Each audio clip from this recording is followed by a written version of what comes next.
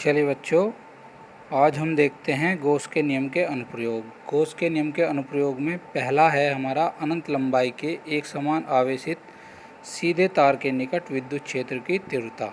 ठीक है, तो विद्युत क्षेत्र की तीव्रता ज्ञात करने के लिए हम आवेश का रेखीय घनत्व लैम्बडा बराबर क्यू बटे एल लिखेंगे। ठीक है, या क्यू बराबर लैम्बडा इंटू एल।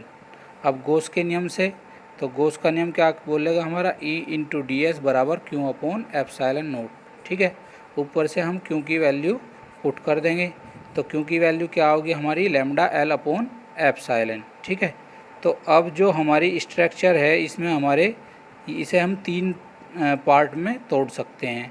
नंबर एक, ऊपरी वृत्ताकार पृष्ठ ए। ठीक है, क्योंकि सिलेंडर में दो दो वृत्त होंगे। ठीक है, और द्वितीय यानी निचला वृत्ताकार पृष्ठ बी हो गया। ठीक है, और तीसरा है वक्र पृष्ठ सी जो मध्य में स्थित है।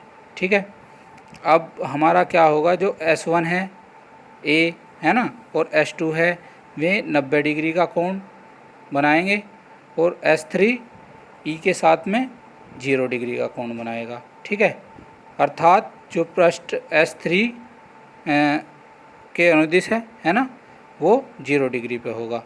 0 डिग्री पे कैसे, देखो प्लस क्यू आवेश है हमारा, प्लस क्यू आवेश यानी बाहर की ओर रेखाएं होंगी। ठीक है, और डी एस वैक्टर भी हमारा बाहर की ओर है, तो दोनों एक ही दिशा में होंगे। एक ही दिशा में है तो इसका मतलब क्या है, ई और डी एस हमारे एक ही दिशा में है, तो उनके बीच में क्या कोण होगा, 0 डिग्री का कोण होगा। ठीक है, अब हम क्या करेंगे, गॉस का नियम लगा लेंगे। तो गॉस का नियम हम जब अपनी स्ट्रक्चर में लगाओगे, चित्र में लगाओगे, तो उसके तीन पार्ट हैं ए बी और सी। ठीक है, तीनों पार्ट के एंगल लिख लेंगे। अभी अभी हमने देखा कि दो पार्ट 90 डिग्री का एंगल बना रहे हैं, और जो सी वृत्ताकार पार्ट है वो 0 डिग्री का एंगल बना रहा है। ठीक है, तो कोस 90 की वैल्यू कितनी हो जाएगी, 0 0।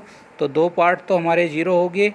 ठीक है, टोटल एक ही पार्ट बचा ई इंटू डी एस, और कोस 0 की वैल्यू 1। ठीक है, तो ये क्यू अपॉन एप्सिलॉन नोट के बराबर गॉस के नियम से। ठीक है, क्यू अपॉन एप्सिलॉन नोट की वैल्यू पुट कर देंगे अपनी समीकरण में जो ऊपर थी हमारी। ठीक है, फिर ई एक समान है, बाहर आ जाओगा हमारा, क्या बचेगा अंदर, D S into integration of S. ठीक है, तो D S into integration of S का मतलब है बेलन का क्षेत्रफल, तो बेलन का क्षेत्रफल आ जाओगा हमारा एस बराबर 2 पाई आर एल। ठीक है, तो e into 2 pi r l equal to lambda l upon epsilon naught. ठीक है, अब ई बराबर क्या आ जाओगा, जब हम इसे इधर लेके जाओगे, 2k लैम्डा अपॉन आर। ठीक है, k है हमारा 1 अपॉन 4 पाई एप्सिलॉन नोट। ठीक है, तो ई बराबर lambda upon 2 pi r epsilon naught value आ जाओगी। ठीक है, और कोई दिक्कत हो तो मुझे बता देना। ठीक है, बहुत ही इजी और बहुत ही आसान क्वेश्चन था।